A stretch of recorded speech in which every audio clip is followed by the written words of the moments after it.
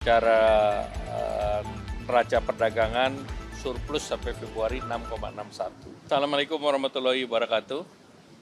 Salam sejahtera buat kita semua, teman-teman media cetak, media elektronik. Tadi kami menyampaikan perkembangan perekonomian dan rencana terkait dengan kawasan ekonomi khusus.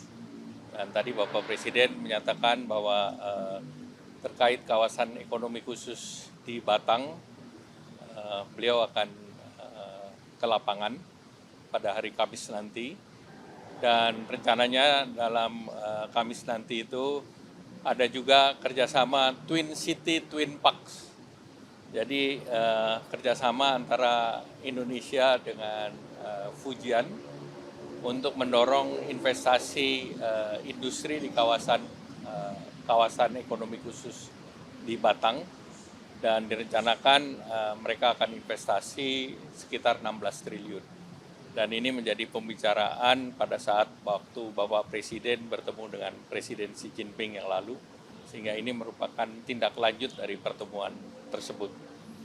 Kemudian yang kedua terkait dengan berbagai kawasan lain, kami menjelaskan mengenai perkembangan kawasan di Nongsa yang akan ada perluasan, di mana itu juga mengundang Bapak Presiden untuk hadir karena ada rencana beberapa data center akan masuk ke sana.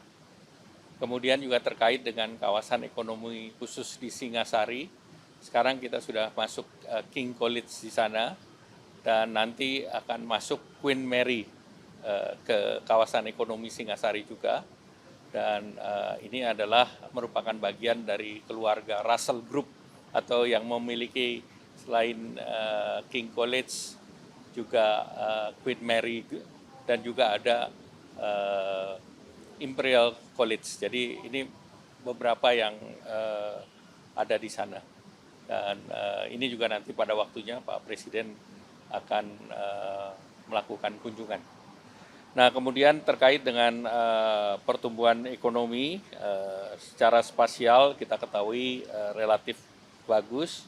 Kemudian inflasi kita ketahui juga sampai Februari inflasi masih rendah, di mana core inflation-nya masih positif dan juga core inflation-nya masih 2,48%.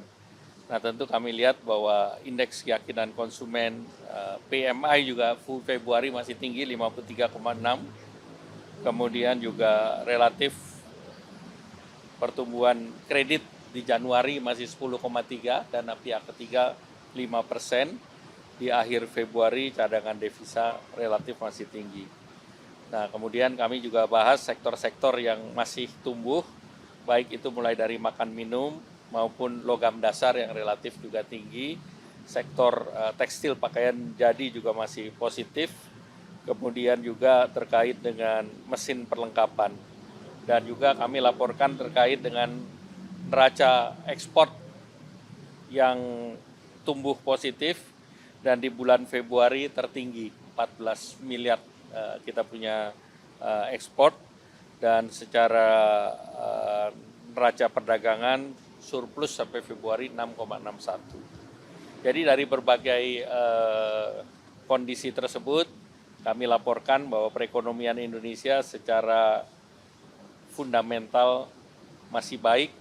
Kita bisa melihat GDP growth kita dibandingkan Malaysia, Chile itu relatif masih tinggi. Inflation kita salah satu yang terendah termasuk di ASEAN. Kemudian current account balance juga masih, atau budget defisit juga masih kita jaga di 3%. Kemudian juga terkait dengan FDI dibandingkan prosentasi GDP kita juga relatif baik di sekitar 1,5%. Jadi dari keseluruhan ekonomi kita berada dalam fundamental posisi yang kuat. Nah, terus kemudian kami laporkan juga perkembangan proses-proses kita dalam perjanjian internasional dengan OECD. Kita sudah mengirim sebagian inisial memorandum, masih berproses, dan nanti akan ada meeting di bulan Juni nanti tentu akan menentukan tahapan-tahapan selanjutnya. Kemudian terkait dengan kredit usaha rakyat, tadi kami laporkan ke Bapak Presiden bahwa terkait dengan kredit usaha rakyat, Bapak Presiden mengarahkan agar komitinya didorong untuk meningkatkan pembiayaan usaha produktif. Jadi usaha produktif tentu menjadi penting karena kredit usaha rakyat yang per sektornya kita lihat pertanian di 29%, perikanan 1,7, industri pengolahan di 7,6, memang perdagangan masih tinggi di 48,4% dan jasa-jasa di 14,2%.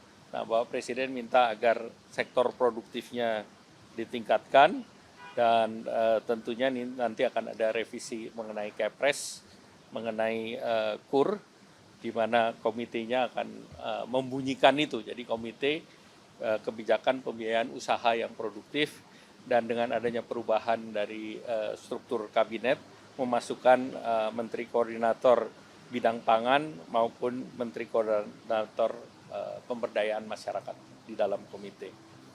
Kemudian kita juga membahas yang terkait dengan rencana kerjasama EU-SEPA. EU-SEPA tinggal 2 isu, tadi saya laporkan, yang terkait dengan bea ekspor dan perizinan impor. Dua-dua kami sudah laporkan ke Pak Presiden.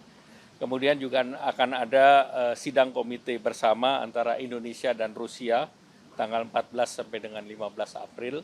Nah, ini kita berharap bahwa pada saat itu kita bisa mengkonkludkan Eurasia Economic Union FTA. Eurasia Economic Union itu mencakup Uni Soviet, bekas 5 negara bekas Uni Soviet, yaitu Rusia, Armenia, Belarus, Kazakhstan, dan Kyrgyzstan. Dan ini harapannya tentu hampir seluruh bab, 14 dari 15 bab sudah selesai. Jadi Bapak Presiden akan berkunjung ke Rusia di bulan Juni. Diharapkan pada kunjungan tersebut principal agreement-nya sudah bisa ditandatangani. Kemudian kami juga sampaikan terkait dengan CPTPP, yaitu Trans-Pacific Partnership. Ini 12 negara, yaitu Australia, Brunei, Kanada, Chili, Jepang, Malaysia, Meksiko, Peru, Selandia Baru, Singapura, Vietnam, dan Inggris. Inggris baru masuk di bulan Desember. Dengan kita memproses di aksesi CPTPP, diharapkan kita membuka pasar Meksiko, Kanada, Peru, dan United Kingdom. Nah, ini tentu akan membuka peluang pasar ekspor, di mana tentu terjadi penurunan tarif langsung pada saat kita masuk dalam CPP, dan standar CPP ini tidak menerapkan standar trade related aspect of intellectual property right. Jadi ini yang salah satu yang cukup baik dengan perjanjian CPTPP.